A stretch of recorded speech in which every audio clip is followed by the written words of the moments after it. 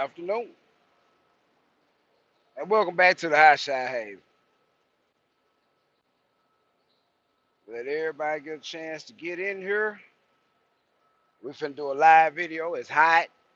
I'm gonna go ahead and get this done, get this out the way. While I'm doing some work, I'm picking up the second piece of the puzzle that go with that little that little 7.5 foot parcel I picked up in Kansas. I'm in Mississippi, y'all. I'm in Madison, Mississippi. Finna pick this up and go take the rest of the day off. And then I'm gonna get up tomorrow and pick up another parcel and take the rest of the day off. Then I'm gonna get up Sunday, go drop all this stuff off at the top of Florida for about $6,500. Man, I want to help bless somebody today, though. What it be like? How my audio coming in? If y'all get me on the audio, man, give me a one in the comment. If you can hit me on the audio, give me a one in the comment. We finna do some good load security right quick. Hopefully he'll save some lives. And just like I said in the community the other day, I saw somebody carrying this exact load lose these coils. And I'm gonna show y'all how to not lose the coil. And I'm gonna show y'all how to secure these coils 3 different ways. And depending on the weight, and every time we do this, I'm gonna show y'all how to get this core 100% secure. The law said you only have to have 50% load securement. So basically, if it weighs 10,000 pounds, you gotta have 5,000 pounds worth of securement on it to keep it on the trailer. That's a fucking lie. We're not doing that. Maybe in a dry van or a reefer world, you put a load lock up and that works. But that is not what we doing here. Cause this shit will kill everybody. What's up with y'all, man? I'm feeling decent today, bro. I came back to the house, goddamn, and 4,000 pounds on the truck, pay about $3.20 a mile. Goddamn me, finna slide this on here. I ain't even did the math on this. This about 500 something miles. It going to Savannah, Georgia. These 3 cores. And what I came to show y'all today is how not to kill yourself, how not to kill others. You know, off the tab, what we want to do is get the money and go back home. You gotta make it home. So, like I said, my audio coming in good. Give me a one. This that low security. This that sauce right here. Or this that pressure. This what y'all like right here. Because this right here going to help you move on where you want to be in life. And this is not for the semi guys only. This is for Hotshot. We finna show you with the weight that's on here. This is a good example. Okay. All right, Doc. What's up, Doc? Shout out, Doc. Miss Sexy, Mississippi. Hey, sweetie. Ty. What's up, brother? Throttle. All day long to the flow. Shaquan, what's up, brother? Doc said he on board. OG too solid. What's up, bro? All day, every day, man. Gotta stay solid. Okay, now what we have here is 3 coils of 3 different sizes. Okay, and if y'all can notice, this first coil has 2 chains on it. The second coil has a chain and a strap on it. Like, that's different. And third coil has 2 chains and a strap on it. And I'm integrating the strap to make a point right here to prove something. First of all, when dealing with these coils, listen to me well. It really doesn't matter what they weigh. We don't want to ever see you only use a strap to secure the coil. It's just a rule of thumb to me. I don't mean no harm. I see it done with these small ones. Sometimes they'll put a strap and a strap, and that's 10,000, 11,000 pound worth of straps on that. It should not go nowhere. It's secure. It ain't going nowhere. It's just something about steel. When you're dealing with steel, if in any way possible and the customer does not have an objection, we want steel on fucking steel. Listen to me. We want steel on steel. Now you can put something in between it, like this little guard they got on here, but we want steel holding steel. We'll let we'll let this hold other stuff, but we're gonna show you how it does have its place. But we want steel. Listen to me. We carrying steel. This thing wants to roll. Since I got a step deck, it hits the bulkhead and it probably won't come up and kill me, but there's still a chance that it could jump over and go into the truck. It wants to roll. So we want this to be as secure as possible. And at the off chance that this thing has a sharp edge on it, which sometimes they do, this one not really sharp, you want to make sure you use some barrier or edge protector in between. Yeah, asking for trouble. I saw a guy on I-20 and yeah, or they will crisscross the strap. Yeah, I ain't really no advocate of straps on this steel like this, because when it's dealing with something this serious, I just wanted to be 100. You know, I use it for supplements, and that's what we're going to talk about now.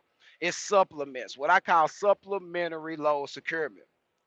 Um, what you want to do when you ever come to secure an item, you want to ask the people that work there that deal with this all the time, hey man, how much does this weigh? Sometimes you'll get a tag. This one says it weighs 7150. You feel me? Okay. You notice two chains. We're going to talk about the grade of the chain and what they're used for in a second, but that's 7,150 pounds. The second one, we notice it's a little smaller. It's not as thick. 4660. Want you to keep that number in mind and think about what kind of chains we're using, okay? All right. And this one, we put this one in the bag, it weighs 10.9. And we're going to also think about what type of chains we're using. Okay. So we got one that weighs 7,000. We got one that weighs 4,600. And we got another one weighs about 11,000. 11,000. Okay.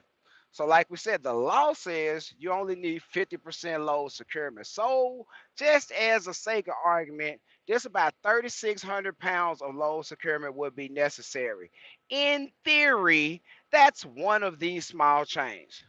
The small chain, 3/8 chain, is rated at 4,700 pounds. The binder is rated at 9,200, but we can't count the binder because the chain will break before the binder. So we count the lowest thing. So this is 4,700 pounds. And by law, in theory, you could run this chain straight across the middle of that. And if it wasn't the first item on the trailer, eh, legally it's over 50% secure because you got a 4,700 pound chain. 50% of this weight is 3,600. So legally that's cool, but we're not doing that. So yeah, it's actually like 21.5, maybe almost 22,000 on the deck. This is a legal high shot load for some guys with the appropriate equipped trailer. But a lot of high shot guys will come get this one and this one. They'll be going. So that's 4,600 and that's 7,100. That's right at 10,000. That's right at what a non-CDL high shot will be able to put on there. You have to sit it in the right spot, but he could do it. Okay. Now, next on the list, this second chain. This second chain is rated for 11,000 pounds. That's a much thicker chain. It's a half-inch chain as opposed to the 3/8 chain. It's rated at 11,000 pounds. But yet again, we use it in combination with a 9,200 pound binder. So we can't count that as 11,000 pounds. We can only count this as 9,200. So right now we have 4,700 pounds and 9,200 pounds pulling this down on the deck.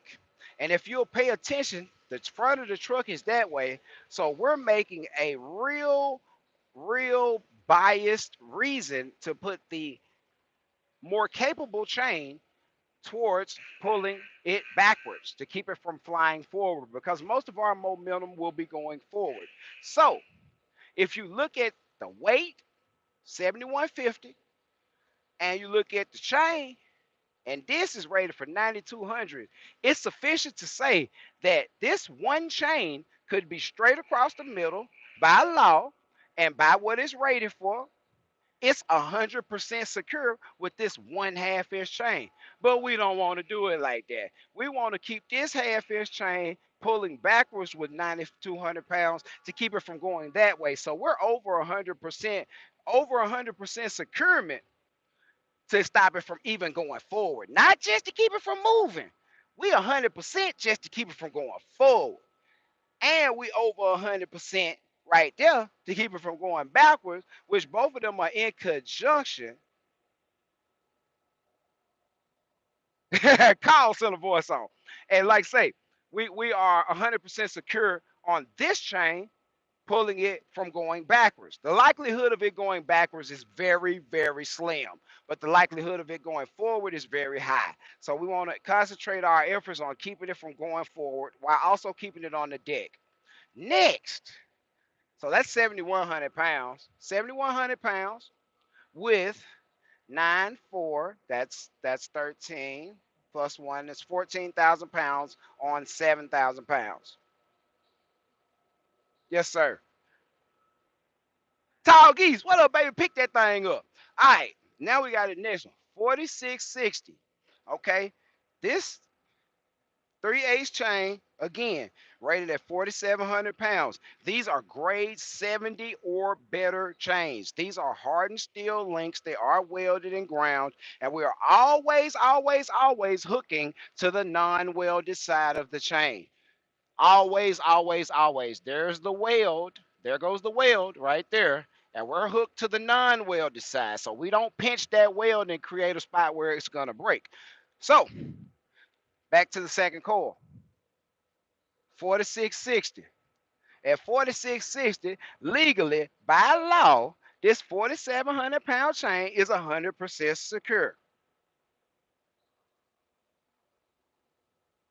Hey, my boy say he can be ignorant as well. Ignorant, yeah, indeed, indubitably. But yes, we teach right now, so I get a little bit, a little bit, professor ish, coach ish, But okay, at 4,660 pounds, this one chain and binder is actually sufficient to hold this. If I put it in the center, run it down the center, hook it to an existing chain, brace it against a chain spool, um, that is actually enough.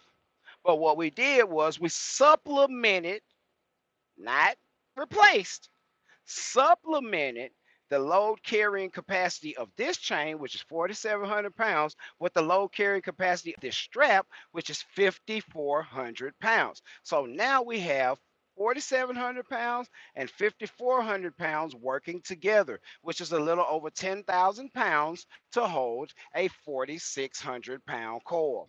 That is over 200% secure. This is over 200% of the working load limit of the items that we are holding down. Last but not least, baby big bubble. Now, if you non-CDL, you might come get this one piece by itself because this piece weighs about as much as both of those. So we about 22 in a little chain. It's 10,900, 10,900.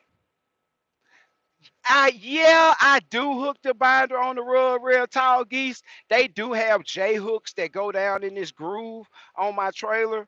They go down in the grooves on the trailer, and they hook in like that. I actually do hook in on the rub rail. That's optional, and that's a preference thing. To be honest with you, the rub rail itself is not rated, but if the piece that's welded to the rub rail is rated for a certain amount of weight, I would actually assume that the rub rail would be 2, but it doesn't say it in the literature, and you'll see some guys make a loop on both ends and put the binder in the middle. That's one way to do it.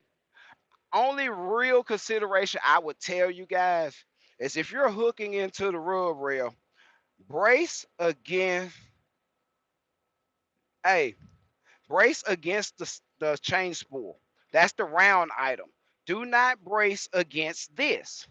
Do not hook your chain into this. Hold on, wait a minute. I gotta teach right quick. I see people do this at the shipper all the time. Hold on, let me show y'all.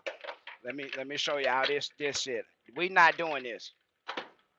I see Maverick doing it. I see TMC doing it. I see all the big guys out here doing it. And you see guys that'll loop it around that stake pocket and hook it to that like that. Listen to me good, people. I gotta teach.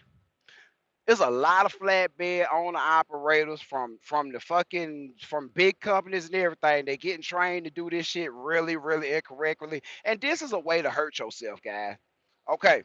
Prime taught me well. Yeah, I believe that. Check this out. That's a steak pocket. That's a chain spool. That's a steak pocket. That's a chain spool. This shit is used for chains and chain spooling. This shit is meant for steak pockets and pipe steaks. Steak, steak, steak, steak, steak pocket. I'm gonna show you what this is. This ain't shit, y'all. This ain't shit. Even if your trailer is fully welded, this ain't shit. That ain't shit. But particularly on a written hour, this rub reel is meant to be if you have an accident, tear this whole rub reel off. They could cut that rub reel off and put another one on here.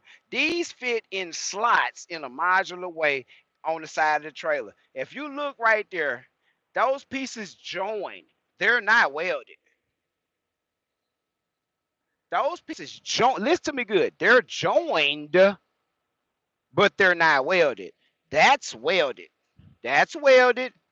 That's fitting inside of a slot.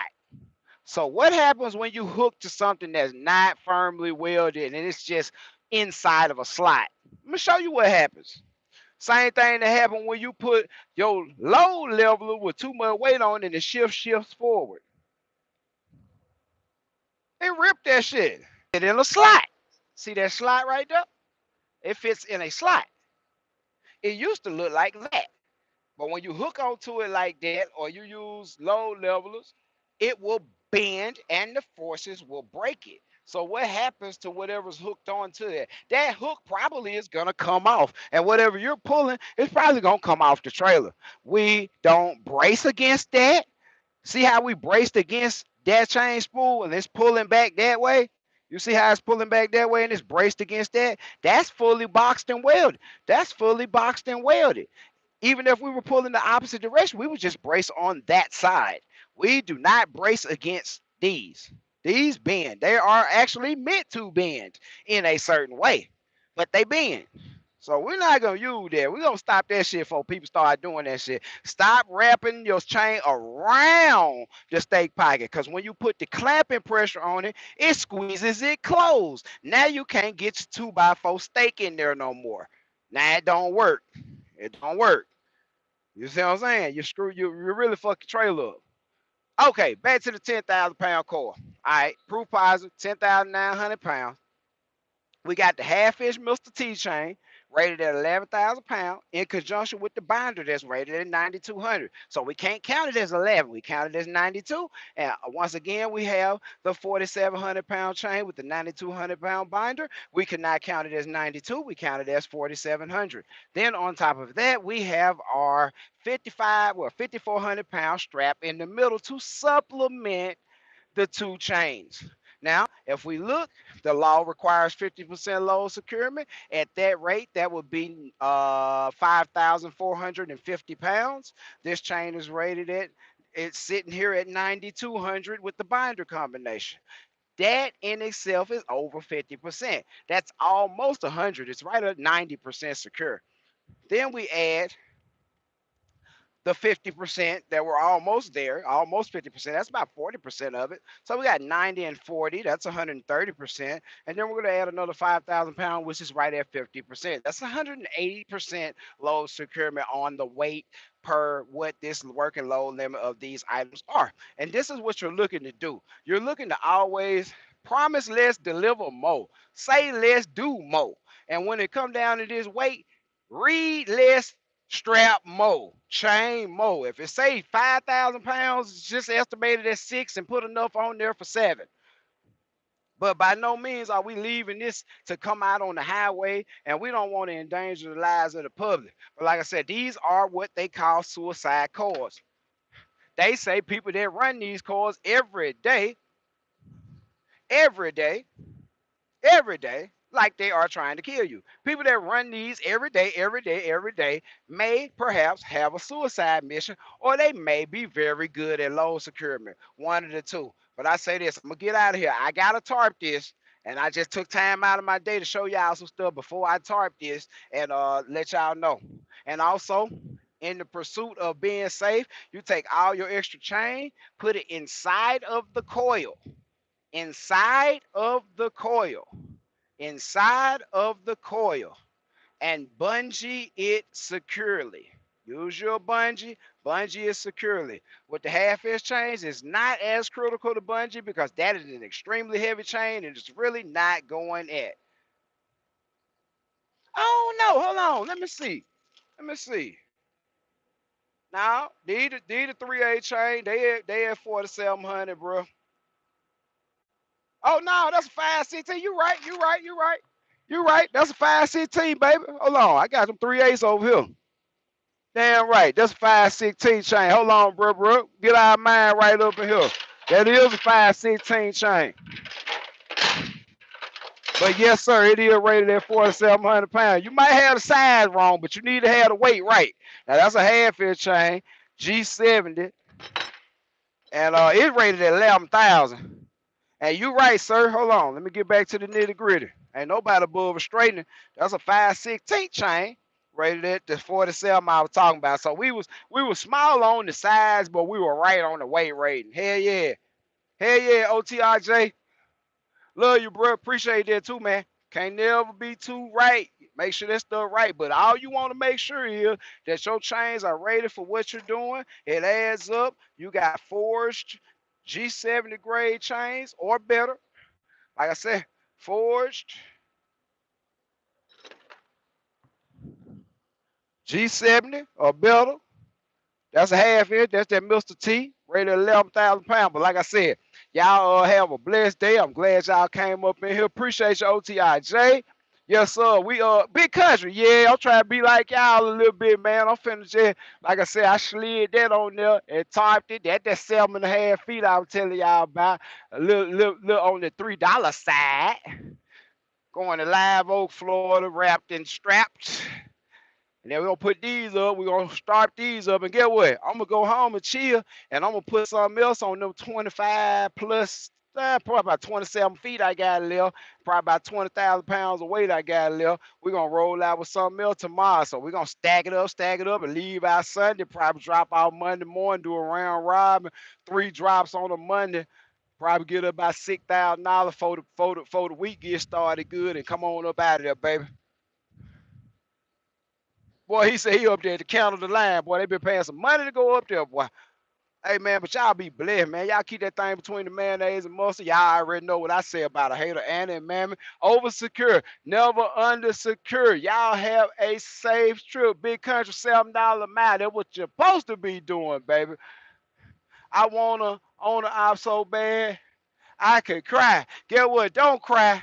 Don't cry, baby. Just focus your effort and make it whatever you trying to do a reality. Work at that shit every single day. Hold on. Let go on combination. We ain't in no competition, but that's 3 and that's 4 right there. And we're gonna put something else behind it. We're gonna talk about it a little bit later. Big country, y'all keep running and check up. Tell my boy Pasha King, I said keep doing what he do. Keep grinding hard. Hotshot Ben and the boy, y'all keep grinding hard. Congratulations on the crib, Benny. I gotta holler at y'all boy, man. But at the same time, we finna do some exemplary shit in the state of Mississippi. If you get a chance to check out the Trooper book for the Mississippi Department of Public Safety, Highway Patrol, I'm probably show y'all a little while. If you get a chance to check out the Trooper book, Noble Enterprise, step dead covered out of Mississippi, little old boy with a hot shot in the dream, quarter ounce in the dream, made the book, people.